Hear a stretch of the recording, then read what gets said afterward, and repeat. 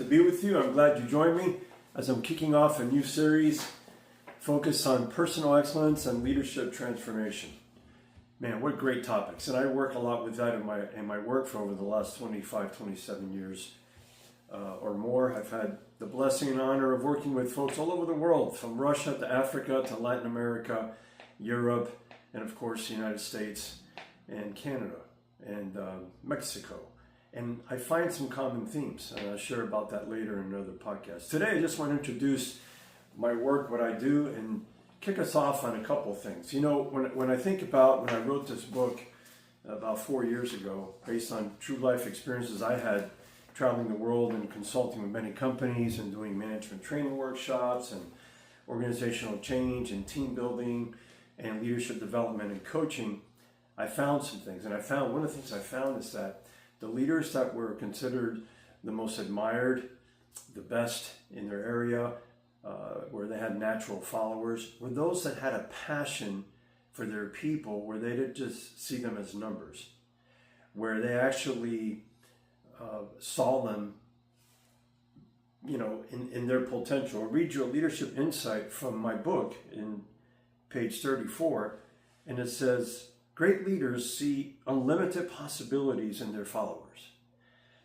They help them connect with their unique aspirations and find ways to help them discover and unleash the inner giant. That's a lot of words, but it's very powerful. And if you have a laser focus on each of your employees, team members, and those in your organization,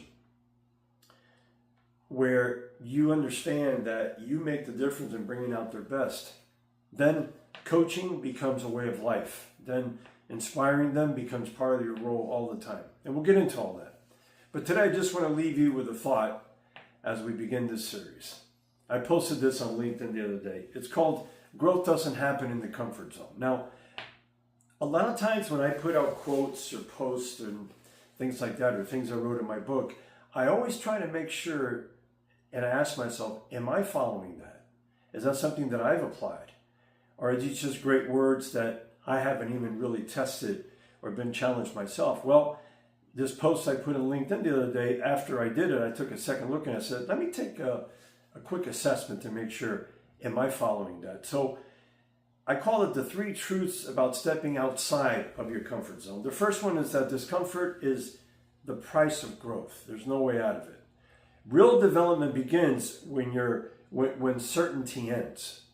So I've often coached my leaders when they're coaching as managers their people. I say, you know, when your employees are talking to you and you're counseling them, coaching them, challenging them, and they get stuck with the question you ask them, that's not a bad thing, because that's when the learning begins. And part of our role as leaders is to empower our people. We have to allow them to stretch, allow them to get into that unfamiliar place. The second one is transformation requires risk. There's no way out of this. It's kind of like in baseball. You can't steal second base unless you take your foot off of first base. Think about that. Maury Wills in the early 1960s was the king of stolen bases in baseball. But you know what he was also the king of? Being tagged out.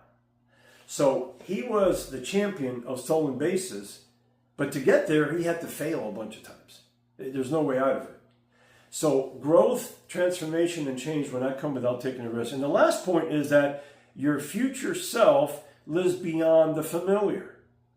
So the person that you aspire to become, you won't get there unless you walk out of your comfort and familiar zone and get into your uncomfortable zone, so you can start to stretch and grow and really become the person that you were intended to be, and in my opinion, created by God to become. So those are a few thoughts on that, on personal change, transformation, and breakthrough. And I look forward to seeing you all the next time, where I'll get into some of the topics in my book, some of the challenges and the work that I do all over the world with leaders. How do you get a team to perform at their best? How do you know if you're hiring the right person? We have a great, robust process for assessing talent and making sure you make the best decision. How do we bring out the best of our people? And how, a work I do a lot of, is how do we accelerate the growth and development of new managers that typically takes according to McKinsey and others, 12 to 18 months. So all the best to you. Until next time, take care. Bye.